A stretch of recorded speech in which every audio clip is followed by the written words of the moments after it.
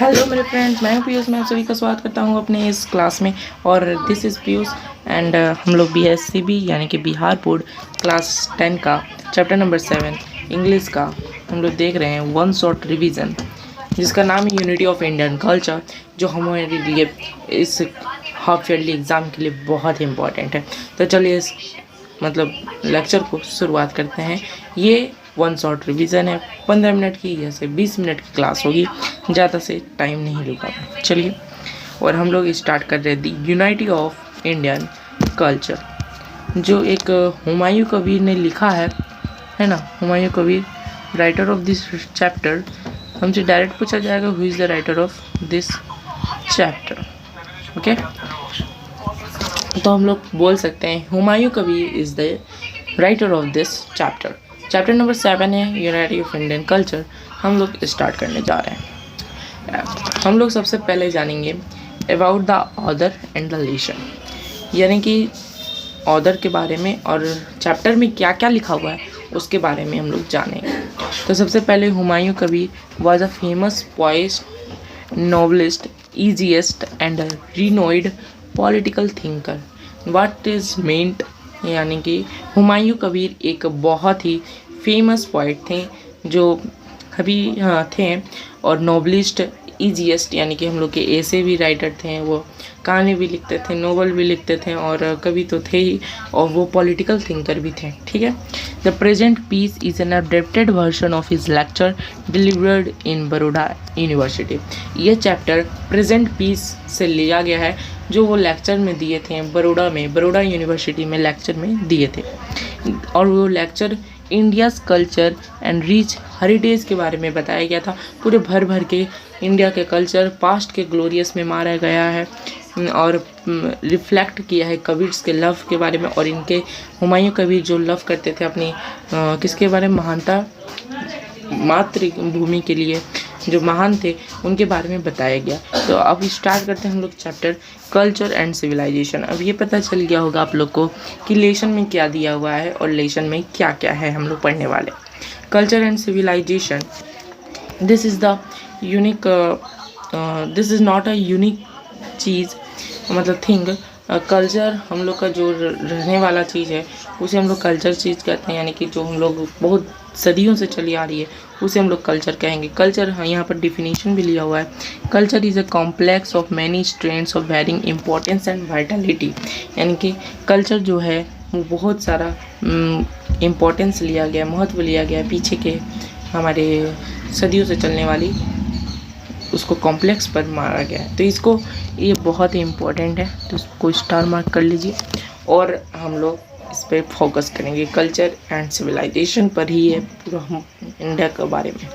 Culture expresses itself through language. Culture किससे express करता है अपने आप को? Language, art, philosophy, religion, social habits and political institution and economic organisation.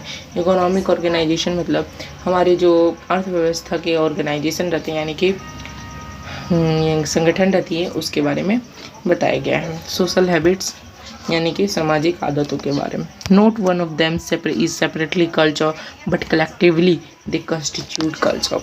एक अकेला ही नहीं कल्चर को बनाता है, पूरे एक संगठन होके कल्चर को बनाया जाता है। Civilisation forms the base of any culture. कोई कल्चर का बेस को हम लोग सिविलाइजेशन भी कहते हैं, और ये कल्चर के लिए कंडीशन बन जाती है। ठीक है। There can be civilisation without culture.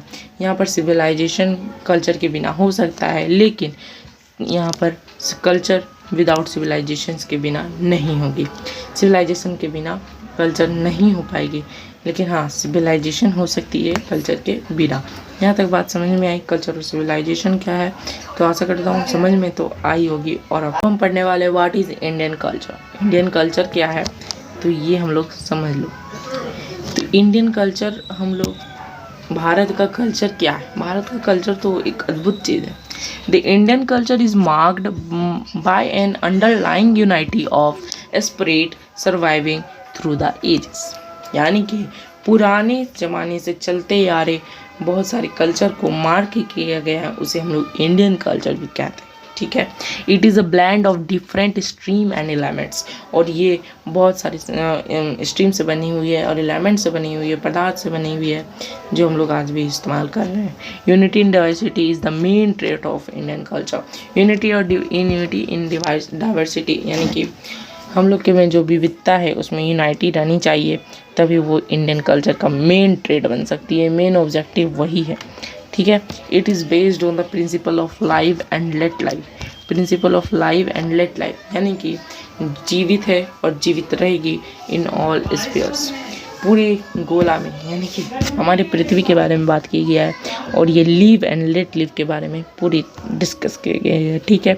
हाँ, बुक से नहीं मिलेगी ये सब लैंग्वेज, एक लाइन मिल सकती है, लेकिन हमने ये वन शॉट रिवीजन आपके लिए खास बनाया है, तो प्लीज़ इस चैनल को सब्सक्राइब कर दीजिए और बेल आइकन को ज़रूर दबाएं, ठीक है।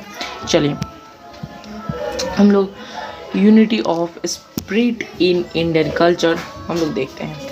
Unlike other cultures, Indian culture has retain and underlying United despite growth और चेंज। अदर कल्चर्स के द्वारा इंडियन कल्चर भी अपनी चेंज कर रही है, जैसे कि इंडियन कल्चर अब थोड़ी थोड़ी चेंज होती नज़र आ रही है, जिसके के द्वारा unlike them in it encompasses all it's sections and classes, और ये सेक्शन और क्लासेस के भी अलग अलग कुछ बट रहे हैं, ठीक है। Capacity of adjustment and tolerance, okay. Tolerance मतलब क्या होता है ये आप लोग को पता होना चाहिए। सबसे पहली बात टॉलरेंस, व्हाट इज टॉलरेंस, है toleration, okay. What is toleration? Tolerance मतलब क्या होता है, हम लोग वही बोल रहे हैं कि टॉलरेंस एक, इसका मतलब होता है सहनशीलता। क्या मतलब होता है? सहनशीलता, ठीक है, इसका मतलब होता है सहनशीलता। इंडियन सोसाइटी हैज़ ग्रोन, ये हाँ, and change but never grown और change that expanse of an underlying unity. Indian society change हो सकती है लेकिन पूरी तरह चेंज नहीं होगी। This has been possible only because Indian society has the capacity of readjustment. ये सब पॉसिबल है क्योंकि इंडियन सोसाइटी रीएडजस्टमेंट का कैपेसिटी भी रखता है, ठीक है। The capacity of adjustment is found in the spirit of tolerance, यानी कि सहनशीलता के फाउंड में हम लोग को कैपेसिटी ऑफ एडजस्टमेंट मिलता है।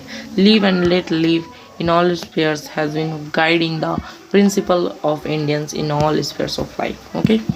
चलो अब contrary if not contradictory attitudes have been followed to survive together. Indian society has been highly accommodative towards foreign invaders who choose to set here. मतलब हम लोग जो रहते हैं और इस परंपरा को हमारे अंग्रेज़ भी, फॉरेन सब लोग भी फॉलो कर रहे हैं और यहाँ पर सेटल भी हो रहे हैं। These various streams because the strength of Indian society, ये सब इसलिए हो रहा है क्योंकि हमारे इंडियन सोसाइटी में मजबूती बहुत है। Unity and continuity of Indian culture जो है वो बहुत ही मस्त है, ठीक है। The unity and continuity of Indian culture is remarkable, जो मैं बोला कि इंडियन कल्चर का यूनिटी और कंटिन्यूटी रिमार्केबल है, यानी कि वो उसे रिमार्क नहीं किया जा सकता है, okay. There has been no violent और sudden breaks in the Indian culture. Indian culture में कभी भी वायलेंट नहीं हुआ है और वो ब्रेक नहीं हुआ है कभी भी। तो वायलेंट मतलब लड़ाई झगड़े कभी मतलब कम के बराबर होते हैं। There has always been a study growth and extension of culture, और यहाँ पर बहुत ज़्यादा बड़ा हो रहा है और कल्चर को एक्सटेंशन कर रहा है। Every class and section of the society has accepted the growth and extension of culture, और हर क्लास के आदमी, हर सेक्शन के आदमी इस ग्रोथ को एक्सेप्ट कर रहे हैं और आगे बढ़ रहे हैं अपने को। और ये सब क्वेश्चन से आपको जो करने हैं दिया हुआ है। How is the Indian culture different from the culture of other countries, कैसे डिफरेंट कल्चर हैं, ठीक है। हाउ डज़ हुमायूं कभी डिफाइन कल्चर, कल्चर को डिफाइन कैसे किया गया जो मैंने पढ़ाया था। How does define culture, civilisation, civilisation को भी कैसे। ये 3 क्वेश्चंस बहुत ही इम्पोर्टेंट है जिसके मैं सॉल्यूशन नीचे डिस्क्रिप्शन पे आपको दे दूँगा, ठीक है। सॉल्यूशन को मैं डिस्क्रिप्शन में दे दूँगा, और तब तक के लिए bye bye, thank you, take care. और जाते जाते मैं कह रहा हूँ कि टेलीग्राम में आपको जुड़ जाना है। विलो 2023 मारना है सर्च, आ जाएगा आप लोग के पास। टेलीग्राम में जुड़ जाइएगा, मस्त रहिएगा, स्वस्थ रहिए, तब तक के लिए टेक केयर, बड़े। For more updates, subscribe to our channel, click the show links and enjoy watching the videos.